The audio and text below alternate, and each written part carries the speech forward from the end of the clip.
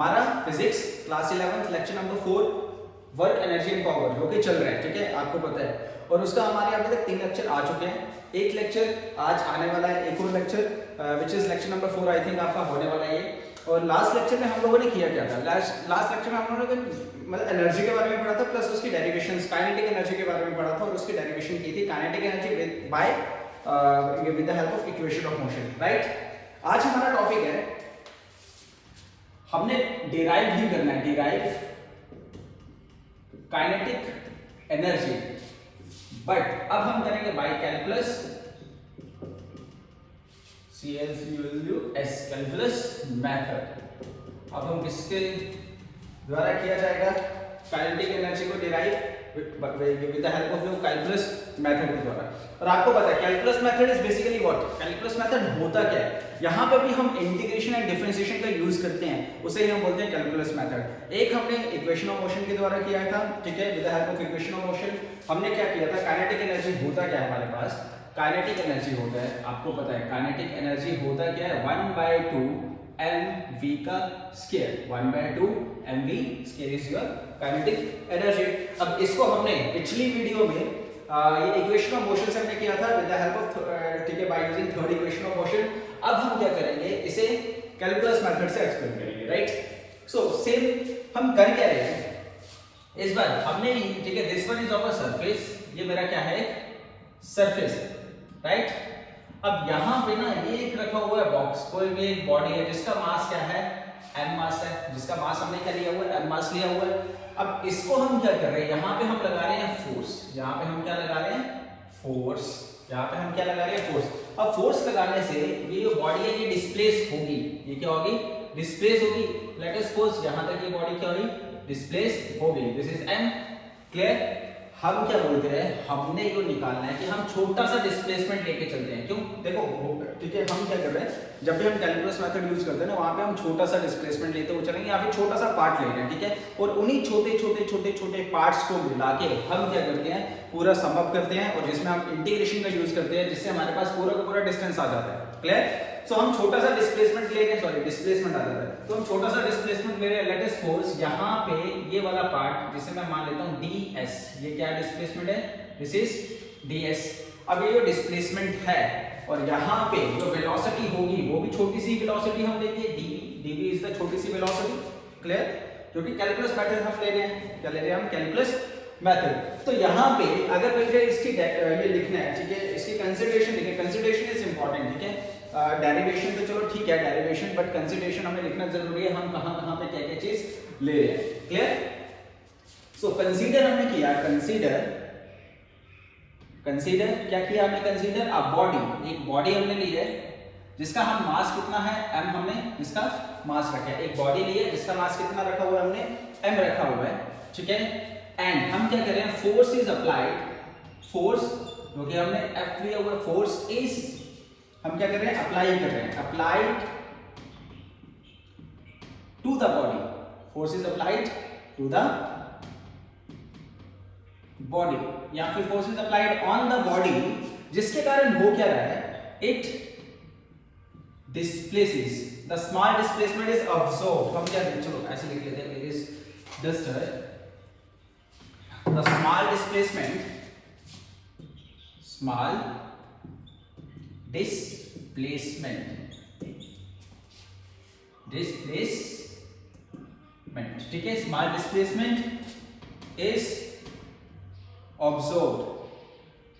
यहां पे क्या हो रही है, स्मॉल डिस्प्लेसमेंट हमें देखने को मिलती है। एंड अब ये जो डिस्प्लेसमेंट होगी, ऑब्वियस चीज है ना, मैं फोर्स यहां पे लगा रहा हूं तो बॉडी क्या होगी, ये जो ऑब्जेक्ट होगा, let us suppose this is a box, ये बॉक्स क्या होगा, डिस्प्लेस होना स्टार्ट हो जाएगा, आगे भी ये तरफ चलना क्या हो जाएगा, स्टार्ट हो जाएगा। और हम क्या मान रहे हैं कि छोटा सा डिस्प्लेसमेंट हम लेते हुए चल रहे हैं, क्यों, क्योंकि हम कैलकुलस मेथड के द्वारा काइनेटिक एनर्जी हम निकाल रहे हैं, टोटल काइनेटिक एनर्जी, ठीक है।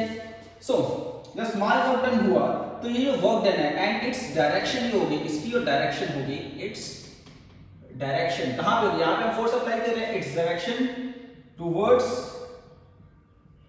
The direction of force, the direction of force, यहां पे फोर्स की डायरेक्शन होगी, वहीं पे इसकी क्या होगी, डायरेक्शन होगी, क्लियर है यहां तक। सो हम ये देखते हुए चल रहे हैं कि अब तक हो गया स्मॉल डिस्प्लेसमेंट हो गया। अब इस स्मॉल डिस्प्लेसमेंट में अगर मुझे वर्क काउंट करना है वो भी क्या होगा, स्मॉल वर्क डन ही काउंट करूंगा, क्योंकि छोटा सा वर्क डन यहाँ पे, छोटा सा वर्क डन यहाँ पे, छोटा सा वर्क डन यहाँ पे, छोटा सा, ऐसे करते करते करते करते हम टोटल वर्क डन निकालेंगे। इसे ऐड इसे ऐड इसे ऐड, स्मॉल स्मॉल पार्ट्स को अगर मैं ऐड कर लूं तो वो मेरे पास टोटल पार्ट। फॉर एग्जांपल देखो यहाँ पे अगर मैं इस मार्कर है ना, ये मार्कर के मैं छोटे छोटे छोटे छोटे छोटे छोटे टुकड़े कर दूं, ठीक है, पार्ट्स कर दूं। अब इस पार्ट्स को मैं जोड़ दूं तो मेरे पास एक पूरा का पूरा मार्कर बन जाएगा, राइट। तो वैसे ही है, मैंने क्या किया, छोटे छोटे छोटे छोटे डिस्टेंस या डिस्प्लेसमेंट है उन्हें छोटे छोटे डिस्प्लेसमेंट में बांट दिया और छोटा छोटा वर्क डन हर डिस्प्लेसमेंट में हो रहा है, ठीक है। छोटे से डिस्प्लेसमेंट में छोटा सा वर्क डन हो रहा है, उसी वर्क डन को मैं क्या कर दूंगा, ऐड कर दूंगा, तो मेरे पास टोटल वर्क डन आ जाएगा। Clear. So small work done क्या होगा, स्मॉल वर्क डन। बार बार वायर है ना कि कहूँ अरे ऐसा ना हो वायर यहाँ से निकल जाए और आवाज ही बंद हो जाए।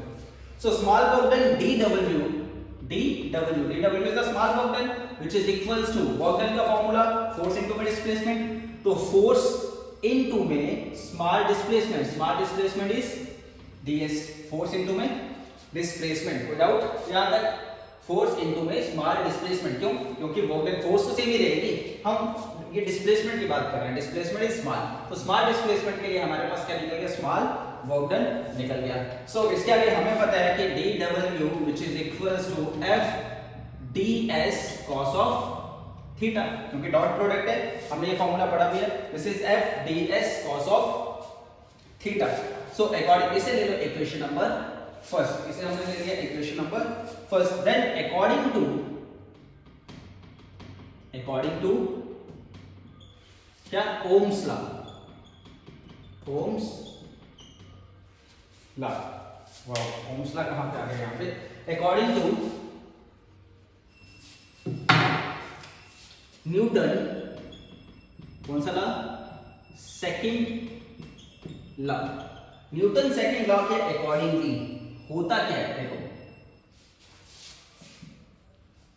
सो न्यूटन सेकंड लॉ के अकॉर्डिंगली फोर्स क्या होती है, फोर्स होती है मेरे पास मास इनटू में एक्सेलरेशन, ठीक है। सो इस फोर्स की वैल्यू को मैं कहां पे पुट कर दूंगा, इक्वेशन फर्स्ट में पुट कर दूंगा। So put the value of force, this is equation second, put the value किसकी, ऑफ फोर्स की, कहां से, फ्रॉम सेकंड में, कहां पे पुट करनी है, इन इक्वेशन फर्स्ट में पुट किया, देयरफॉर इक्वेशन फर्स्ट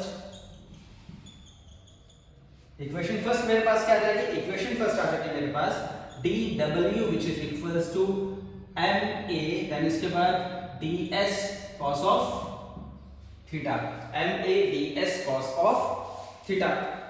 क्लियर है।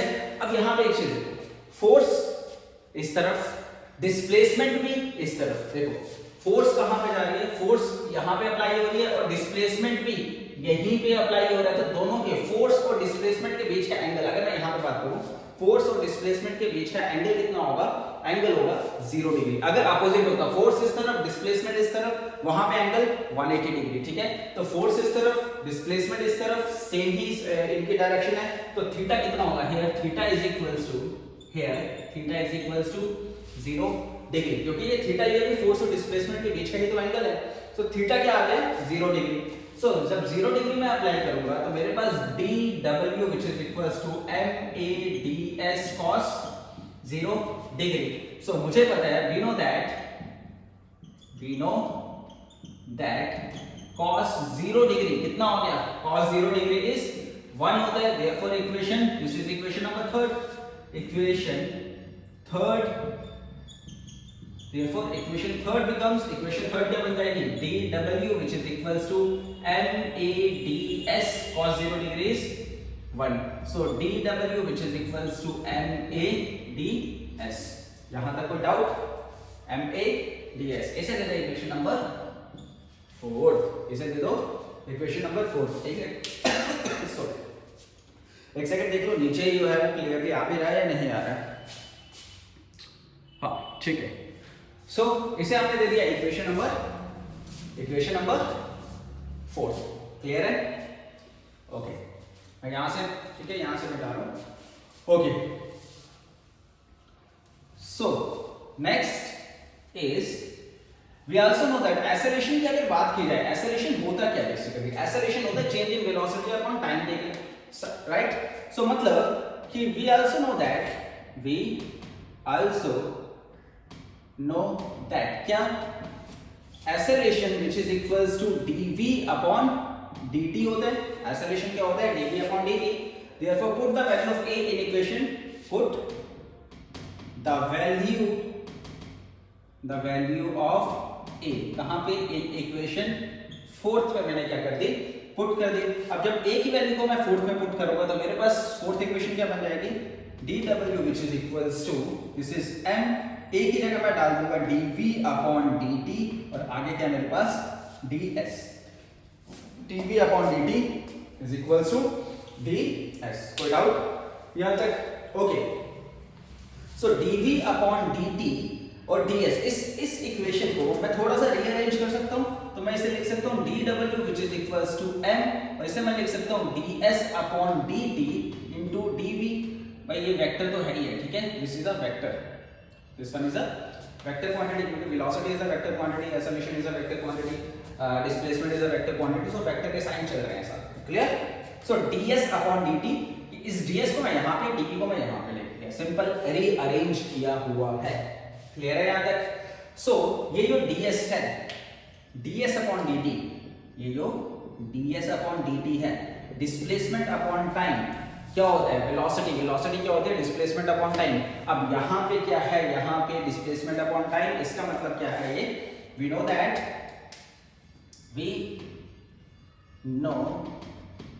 दैट क्या ds अपॉन dt होता है क्या मेरे पास? वेलोसिटी. ds अपॉन dt मेरे पास क्या होता है? Velocity. therefore equation fifth become,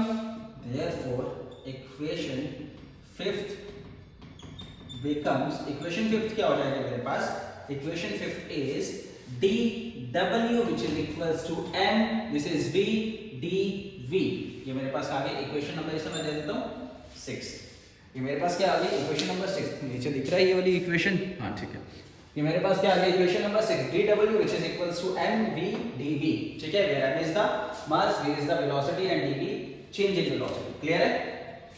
clear है यहां तक? ओके. सो नेक्स्ट इज, अब हम सिंपल, ये मेरे पास क्या आ गया? ये मेरे पास था छोटा सा वर्क डन, मेरे पास निकल गया. ये मेरे पास छोटा सा वर्क डन निकल गया. ठीक है. अब यहाँ पे देखो, यहाँ पे जब ये था, ये रेस्ट पे था, मतलब यहाँ पे जो वेलोसिटी होगी, स्टार्टिंग में जो वेलोसिटी होगी वो क्या होगी? जीरो वेलोसिटी होगी. और लास्ट ये कहां तक पहुंचा?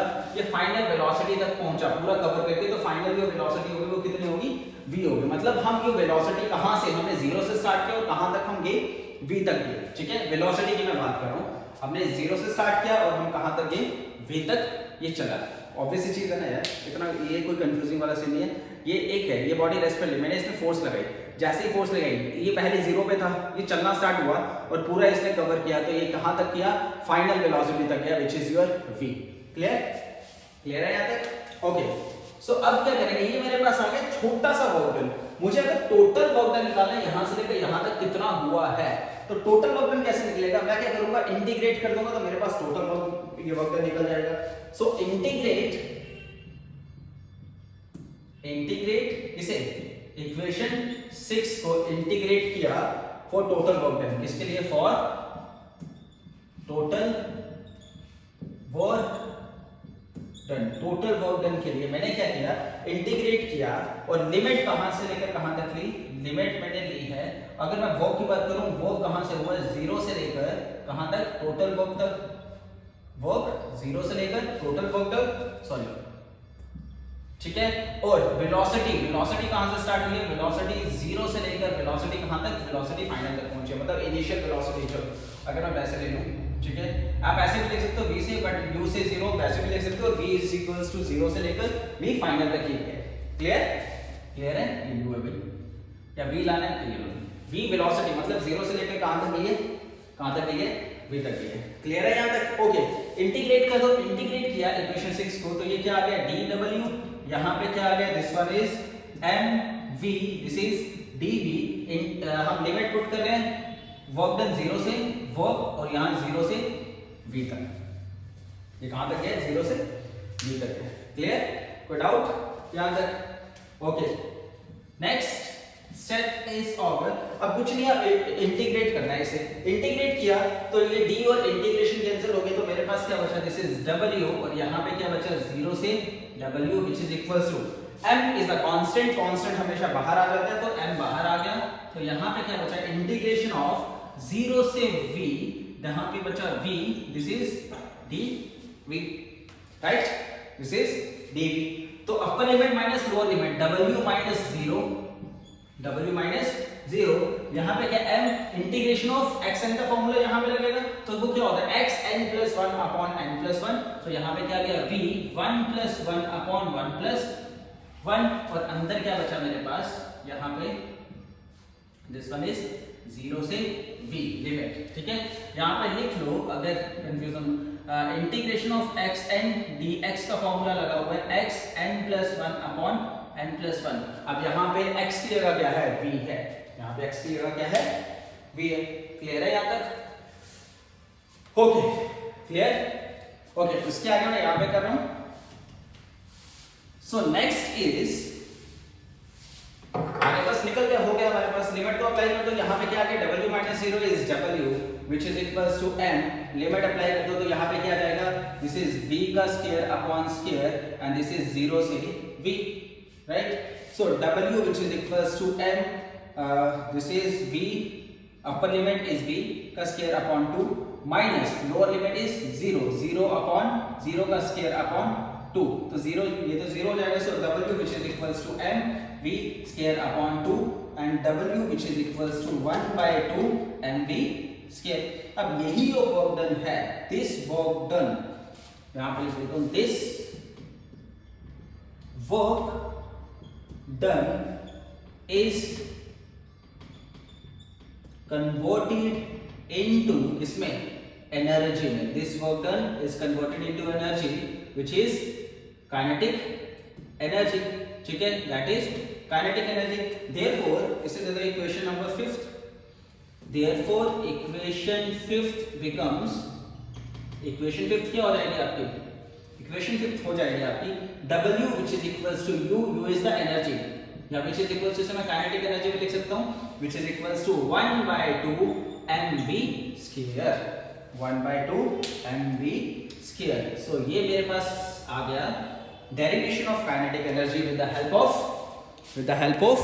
calculus method, derivation of kinetic energy with the help of calculus method। Clear है? क्लियर है यहाँ तक? क्लियर है? ओके, ओके, नेक्स्ट टॉपिक हमारे पास क्या बचता है, कौन सा डेरिवेशन आता है, एक और डेरिवेशन करते हैं, देन उसके बाद इस वीडियो को खत्म करते हैं ताकि वीडियो लंबा ना हो जाए, ठीक है, लेंथ ना वीडियो की ज्यादा हो जाए। सो उसके बाद हम लोग बाकी के टॉपिक्स करेंगे next video. Clear? So next topic is your find out the relation between, किस किस के बीच में रिलेशन बिटवीन, रिलेशन बिटवीन किस किस के बीच में, काइनेटिक एनर्जी एंड मोमेंटम के बीच में,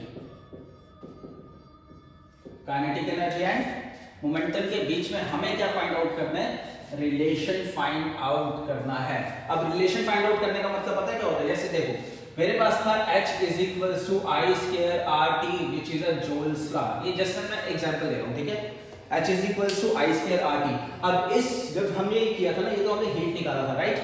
सो मैं इसे इस फॉर्मूले को ना मैं वैसे भी बोल सकता हूँ भाई, ठीक है, derive the relation between heat and current, तो भी यही, ठीक है, ये निकलना था। Derive the relation between heat and resistance, तो भी यही था। Derive the relation between heat and temperature, तो भी यही था, ठीक है। तो मतलब एक ही फॉर्मूले पे अगर दोनों चीजें आ जाती हैं तो उसी फॉर्मूले को मैं क्या बोलता हूँ, उन दोनों का रिलेशन बोलता हूँ। अब यहाँ पर मुझे क्या बोला हुआ है, काइनेटिक एनर्जी और ये मोमेंटम का मुझे क्या फाइंड आउट करना है, रिलेशन फाइंड आउट करना है। काइनेटिक एनर्जी इसके मोमेंटम को हम डिनोट करते हैं किसके साथ, p के साथ। सो मुझे पता है p का फॉर्मूला क्या होता है, मास इनटू में वेलोसिटी। p किसके बराबर होता है, मास इनटू में वेलोसिटी, मास इनटू में वेलोसिटी। अब मैं ऐसा कोई अगर फॉर्मूला डिराइव कर दूं जिसमें मुझे काइनेटिक एनर्जी भी मिल जाए और जिसमें मुझे मोमेंटम भी मिल जाए, तो वही फॉर्मूला ये होगा, वो मेरे पास क्या बनेगा, relation between kinetic energy and momentum, ठीक है। सो स्टार्ट करते हैं। वी नो दैट क्या हमें पता है काइनेटिक एनर्जी जो होता है, काइनेटिक एनर्जी वो क्या होता है 1/2 mv square, 1/2 mv square is our kinetic energy. So इसे मैं लिख सकता हूं kinetic energy which is equals to 1/2 mv square, ठीक है। अब मुझे काइनेटिक एनर्जी यहां पे मुझे अगर मोमेंटम मिल जाए मतलब p मिल जाए तो हमारे पास दोनों रिलेशन बन जाएगा। अब यहां पे देखो मोमेंटम का फार्मूला इज mv, यहां पे ऑलरेडी mv है, यहां पे क्या है mv है। तो अगर मैं ऐसा कर लूं, अगर देखो mv स्क्वायर है यहां पे, राइट। सो अगर मैं इसे वैसा कर लूं, अगर मैं यहां पे स्क्वायर ले आऊं इसी तरीके से तो m स्क्वायर v स्क्वायर मेरे पास mv का होल स्क्वायर हो जाएगा। तो mv की जगह मैं क्या डाल सकता हूं, मोमेंटम डाल सकता हूं। सो यहां पे आ जाएगा this is kinetic energy which, एक काम करो पहले लिख लो, थोड़ा इंग्लिश लिख लो, which is multiply and divide किसके साथ, बाय m के साथ। मैंने क्या किया, मल्टीप्लाई और डिवाइड किया in equation first, in equation first में। क्यों किया, क्योंकि एक अगर मैं सिंपल, मुझे यहाँ पे m चाहिए, मैं सिंपल यहाँ पे m अगर कर लूँ तो मुझे ऐसा नहीं है, हम मैथमेटिकल में कुछ भी करते हैं ना, अगर हम ऊपर लेते हैं तो मुझे डिवाइड भी करना पड़ेगा सो दैट m और m कैंसिल आउट हो जाए तो 1 बैलेंस रहे, इक्वेशन बैलेंस है। अगर मैं कोई चीज प्लस कर रहा हूँ तो मुझे उसी सेम क्वांटिटी के साथ क्या करना पड़ेगा, माइनस भी करना पड़ेगा। वैसे ही मैं मल्टीप्लाई कर रहा हूँ तो मुझे डिवाइड भी करना पड़ेगा सो दैट कि इक्वेशन जो है वो बैलेंस रहे, अदरवाइज हम अपनी मर्जी से कुछ भी नहीं लगा सकते, ठीक है। So equation first becomes equation first क्या हो जाएगा, this is kinetic energy which is equals to 1/2 this is mv square. अब यहां पे m अपॉन m, ठीक है। सो ये m और m दोनों मल्टीप्लाई में है, सो इसे मैं लिख सकता हूं, चलो यहां पे लिखते हैं। सो इसे मैं लिख सकता हूं kinetic energy which is equals to 1/2 m का स्क्वायर v का square upon m square v square upon m और m स्क्वायर हो गया, दिस इज, ठीक है। सो यहां पे this is kinetic energy which is equals to 1/2 m v का whole square upon m v का whole square upon m। So kinetic energy which is equals to, तो यहां पे we know that this is the equation number second, we know that क्या momentum p is equals to mass into में velocity, p क्या होता है mass into में velocity. So kinetic energy therefore equation second becomes क्या हो जाएगी, ठीक है, या equation second can be written as, equation second हम ऐसे भी लिख सकते हैं, कैन बी रिप्रेजेंटेड एज कैसे, kinetic energy which is equals to 1/2 m into p का स्क्वायर। सो इसे मैं लिख सकता हूं kinetic energy which is equals to p square upon 2m, p square upon 2m। So this equation, ये जो equation हमारी कौन सी है, इक्वेशन थर्ड। सो यहां पे इक्वेशन जो थर्ड है, इक्वेशन थर्ड रिप्रेजेंट्स, क्या रिप्रेजेंट कर रही है, the relation between kinetic energy and momentum। यही जो इक्वेशन थर्ड है ये हमारी काइनेटिक एनर्जी एंड मोमेंटम क्या कर रही है, रिप्रेजेंट कर रही है, ठीक है, क्लियर है। सो काइनेटिक एनर्जी का एक और formula which is equals to 1/2 p square upon ये p स्क्वायर अपॉन m या फिर p स्क्वायर अपॉन 2m भी लिख सकते हैं, क्लियर। अच्छा एक चीज और भी क्या हो सकती है, अगर देखा जाए यहां पे ये यहां तक ना कंप्लीट है, ठीक है, यहां तक क्या है, कंप्लीट है। अच्छा एक चीज और हो सकती है यहां पे, अगर मैं यहां पे बात करूं, यहां वाला हिस्सा दिख रहा है, नहीं कम दिखेगा, चलो मैं ये वाला हिस्सा मिटा देता हूं, ठीक है, क्लियर, और यहां से मिटा देता हूं, चलो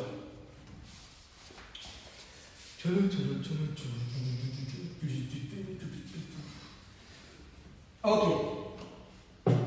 अब यहां पे देखो मुझे तो मोमेंटम चाहिए ना, ये तो चलो ठीक है। अगर मैं इसे वैसे कर लूं, इसे मैं ऐसे भी लिख सकता हूं kinetic energy which is equals to 1/2 m v square को मैं लिख सकता हूं v इनटू में v, v इंटू में v लिख सकता हूँ। मास इंटू वेलोसिटी क्या होता है? Mass into velocity is our momentum. So मैं इसे वैसे लिख सकता हूँ kinetic energy which is equals to 1/2 mass into velocity की जगह अगर मैं मोमेंटम डाल दूं into v, so this is p into में v upon 2। So kinetic energy यहाँ पे अगर देखा जाए तो kinetic energy is equals to p into में velocity upon 2। This one is also the relation between kinetic energy and momentum. This is also the relation between kinetic energy and momentum. ठीक है, clear clear है, कोई doubt यहाँ तक? ठीक है, सो ये तो आगे है बट ठीक है, मोस्टली आपको जो डेरिवेशन इसकी करनी है वही करनी है p square upon 2m। Clear, p square upon 2m। Clear है? सो नेक्स्ट टॉपिक हम करते हैं जिसमें हम पोटेंशियल एनर्जी के बारे में पढ़ेंगे, वो हम करेंगे नेक्स्ट लेक्चर में। Till then do whatever you want to do but don't trouble your study.